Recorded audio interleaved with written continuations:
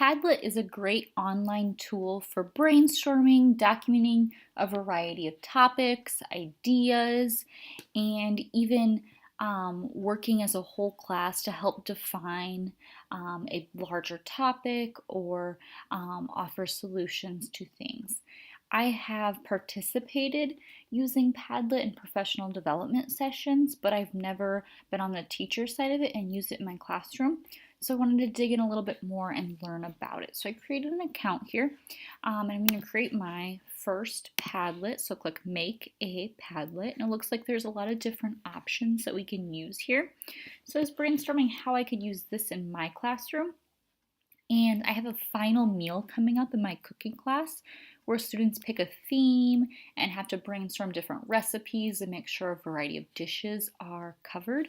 So I think this Canvas option where you can scatter, group, connect things might be a good option for this brainstorming session I'm going to have with my students.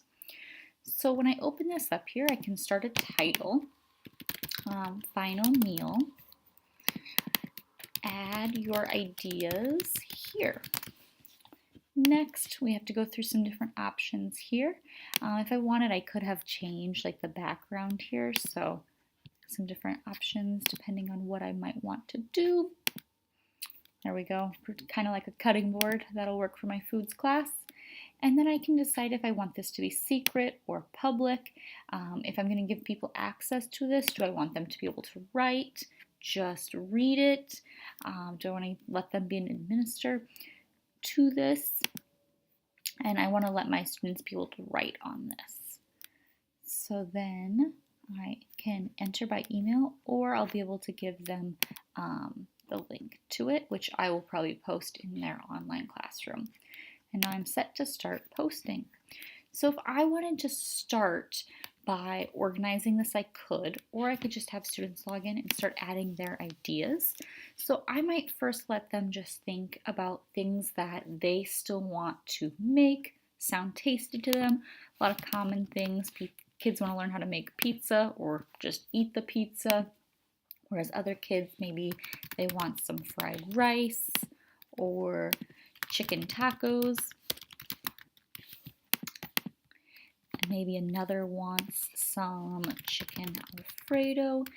And then we can come together as a class after a little bit, and then we can try and start grouping some of these and figure out if we can connect them and make a theme out of them. So if I had a lot of students that wanted pizza, Alfredo, breadsticks, we could connect and say that this is going to be more of an Italian theme.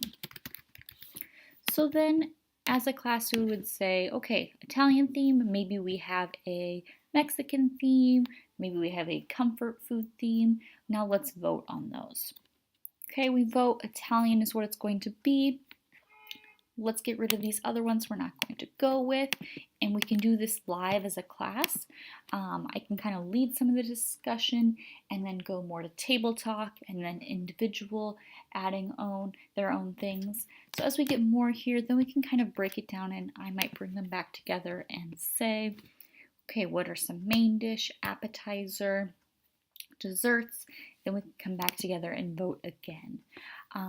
This is kind of the process that I usually do anyway, but more of this is just conversation, and once we get into the theme voting, I do write those on the marker board. But I love the idea of having all of the recipes or food items listed up here, because students with a quieter voice that might not raise their hand and just share out with the class can easily type it up here, and that can be anonymous and not really know who it came from, and that way their voice is still heard.